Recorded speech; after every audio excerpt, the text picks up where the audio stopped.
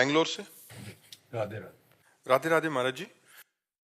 महाराज जी, अर्धांगिनी को कैंसर हो गया और ये सब हुआ तो ये रात दिन रोते रहते और व्यसन करने लगे। एक दिन 2024 में आपका एक सत्संग सुना, जड़वत हो गया उस दिन।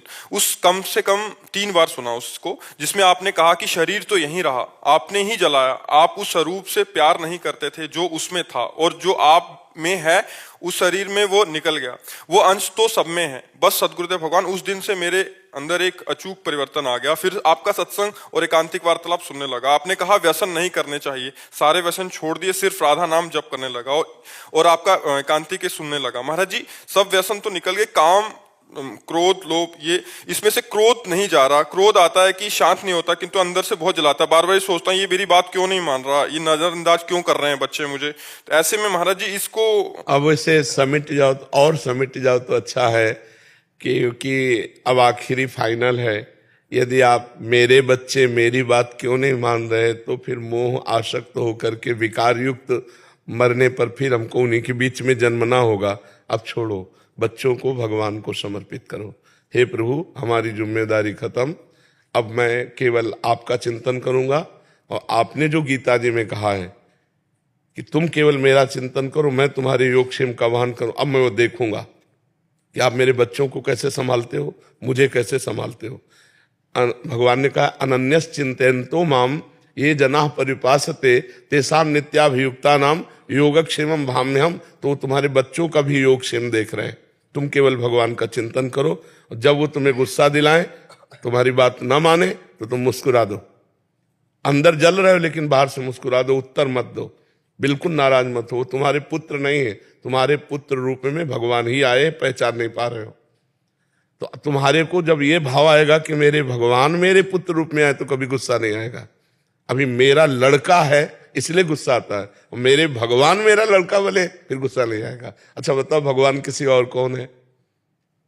पंचभूत शरीर ये जो चल रहे, तो जैसे ये पंखा चल रहा है तो बिजली से, हाइलोजन तो बिजली से, हीटर, फ्रिज, सब बिजली एक ही है। ऐसे स्त्री पुरुष जड़ चैतन्य आत्म तत्व पावर एक ही है। वही भगवान, वही परमात्मा, वही नारायण, वही हरि। सच्ची मानिए, सब रूपों में वही। अगर हम ये जान जाए ना तो अभी आनंद आ जाए। जैसे गोस्वामी तुलसीदास जी जान गए, सिय राम मैं सब जग जानी, करूं प्रणाम जोरी जुग पानी। सब सिया राम है। जड़ चेतन जग जीव जत सकल राम में जान। अब आखिरी संभाल लो। मेरा पुत्र मेरी बात नहीं मानता, इसलिए मैं क्रोधित होता हूं, यही पतन का कारण बन जाएगा। मेरे पुत्र के रूप में भगवान आए हैं, अब मैं गुस्सा क्यों करूं? जैसे मनावे वैसे आप खेलो।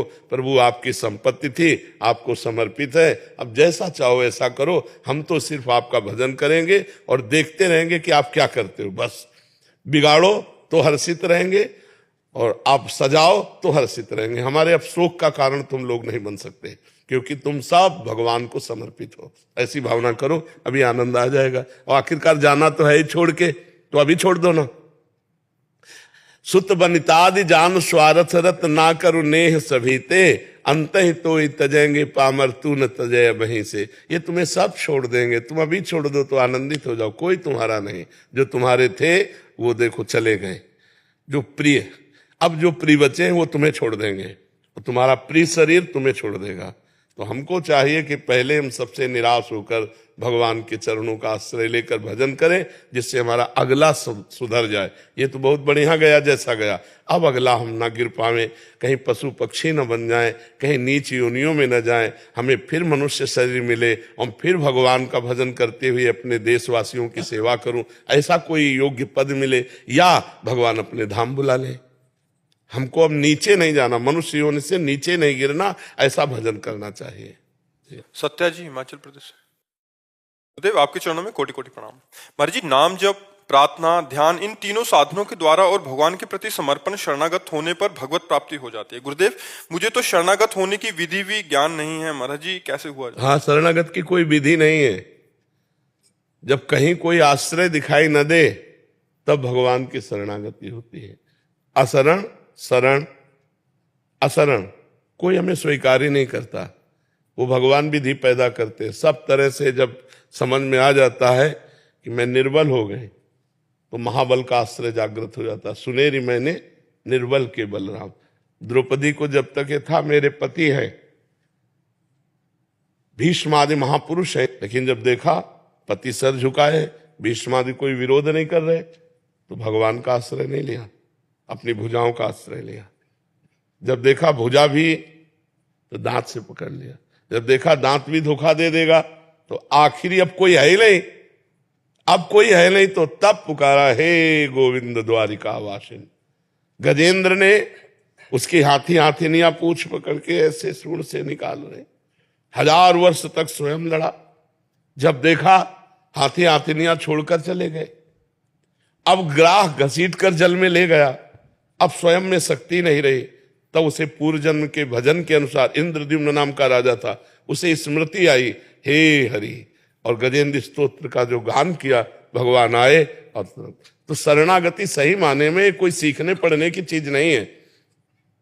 ऐसी परिस्थिति जब रावण ने लात मारी विभीषण को, जब देखा अब कोई आश्रय नहीं, तो चल गए। श्रवण सुजस सुनी आयऊं, प्रभु भंजन भवभीर, त्राहि त्राहि आरति हरन सरन सुखद रघुवीर।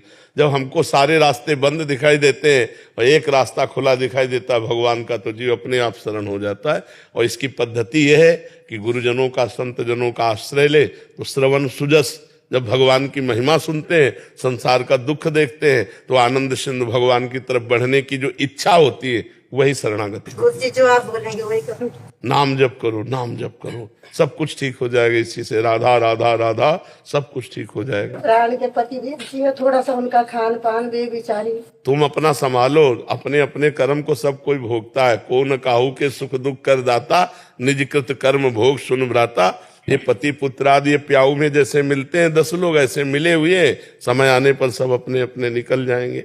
यहाँ न कोई किसी का पति है, न कोई किसी का पुत्र है, न कोई किसी की पत्नी है। एक नाटक माया का चल रहा है, वही सच्चिदानंद भगवान सब रूपों में है। अपने स्वरूप को भूलकर माया आकर्षित, इसलिए बार बार जन्म, बार बार मरण, नाना प्रकार की योनियों का भोग भोगना पड़ रहा है।